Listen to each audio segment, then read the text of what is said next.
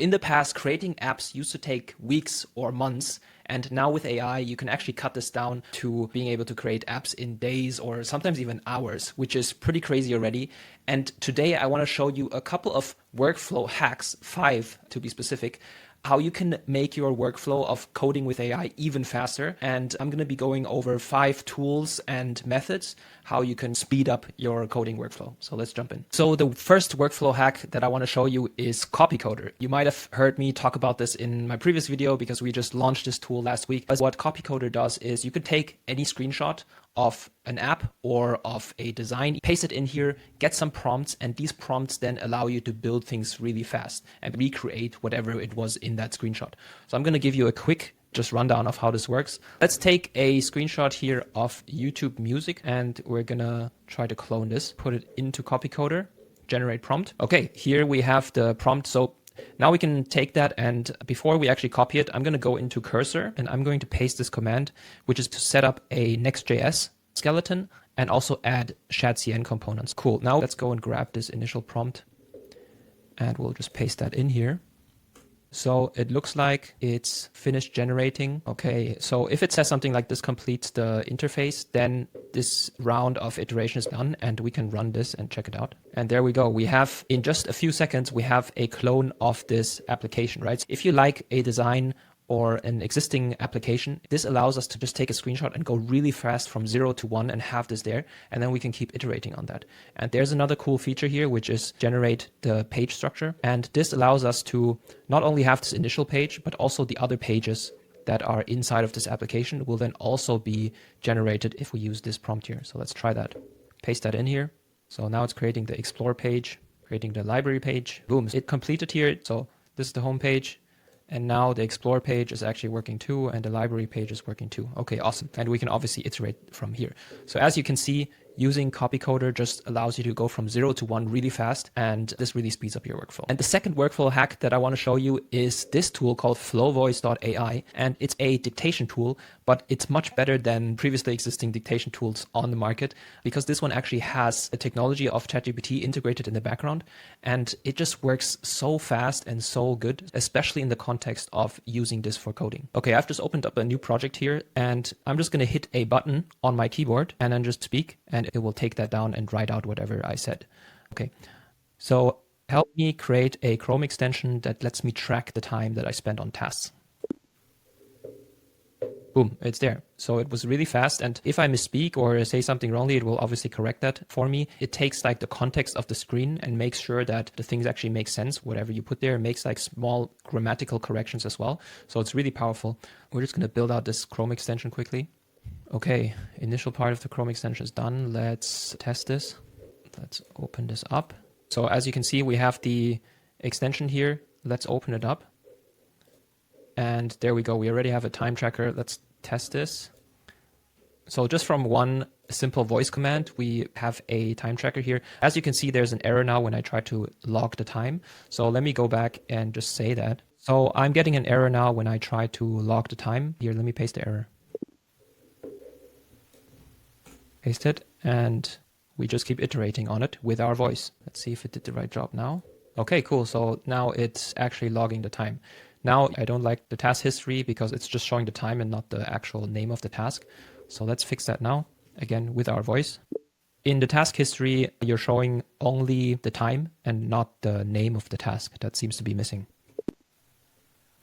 Okay, boom, so fast, and the voice is translated again into text. Maybe let's try improving the design as well. I would like a more minimalistic and modern design instead of the one that we have right now. Boom, voice is transcribed. Done, accept all. Let's check out how it looks like. Cool, looks a bit more modern. I definitely like it more. So just from our voice, right? So the awesome thing about this is it just allows you to iterate on your code really fast. You're just talking to the AI like a true assistant that's just like there waiting for your commands. And your commands are just quickly translated into text, and all you need to do is hit 2 buttons, like a button to record and then just hit enter to send it off. And the cool thing is that most of the time, the AI, no matter how rough it is what you're saying, because sometimes it's difficult to describe, for example, like how you want the design to look like, or what you actually mean with the navigation bar being on top. But it doesn't have to be perfect, because the AI will usually just understand. And this is what allows you to go so fast. And so using a tool like this is just an amplifier for that, because you can just speak your mind and the AI will just interpret it, usually in the correct way. Okay, the third workflow hack that I want to show you is using Claude for an initial planning phase of your project. Because one of the mistakes that I see people making is jumping too quick into projects, especially if the projects are really big. So you jump in, you start building it, and then you realize, oh, actually, maybe I wanted this feature. This means I need to rework the feature that I built before. Or like, I didn't think about this dependency. That actually means that I need to change the whole setup again. And that's why sometimes it's just much smarter to do a planning phase before you actually jump into the implementation phase. And the way to do that is you can use Claude for the planning phase, and it will help you a lot. I'll show you an example here of how I did it. I was building a testimonials management app. And I just said, I want you to help me scope out the product requirements for a new web app that I want to build. And then I just described what I wanted to have, the workflow of how it should look like, what features I'm thinking about, and just roughly how the architecture should look like, where things should be saved and so on. What Claude then does is it does a really good job of breaking everything down. That just provides you a lot of clarity first, and it provides like technical considerations and fill any of the knowledge gaps that I have, or just help me understand things better. When I do this, I want to answer 3 questions. I want to know, what are the features that this application should have? I want to have an overview of how the general architecture of this project should look like. And I want to know if I have any specific knowledge gaps or things that I still need to understand better before I jump into this project. And once I feel like this sounds good to me and I want to move forward with this, I'll say, okay, now write a product requirements documentation from this conversation so that I can start designing the app. And it wrote this requirements documentation here, which is like phase 1, MVP, post MVP, what other features we can add, and some open questions. I actually came back into this chat to ask some more follow-up questions that I had while I was building this project. So for example, how much will the deployment cost be if I deploy this, and things like that, just to figure out what my cost would be. Definitely do a planning phase before you start a semi-big project. It will save you a lot of time later on. Then the fourth workflow hack that I want to show you, it actually comes right after the planning phase. So if we take again this example of the testimonials management app, I then took that product requirements documentation that I generated from Claude and pasted that here into V0. So V0, you can imagine it as a really cool tool that's like your personal designer. You can just chat with it and it will create really nice designs for you. So in this phase, you're trying to refine the design. So I pasted the product requirements doc in here. After a few iterations, it then built something like this, which I already really liked. And it looks very simple, but I can take that and iterate from here. And it took my requirements and gave me a visual representation of that, which just takes me a step further and lets me think about this in a visual way, which is awesome. And what you can then do is give me each page as a separate file. So I was starting to break this down so that I can take each page and bring it into development much more easily. Okay, and the last workflow hack is maybe a bit counterintuitive, but it is to sometimes just go slower than faster, because that will help you go faster in the end. When you're coding with AI, the number one thing that makes you spend a lot of unnecessary time on things is when the AI starts messing things up, going in loops, and ending up breaking up all of your code. And then you have to go and dig in and try to find out what the problem is, where things broke, and you cannot fix it. This usually costs the most amount of time.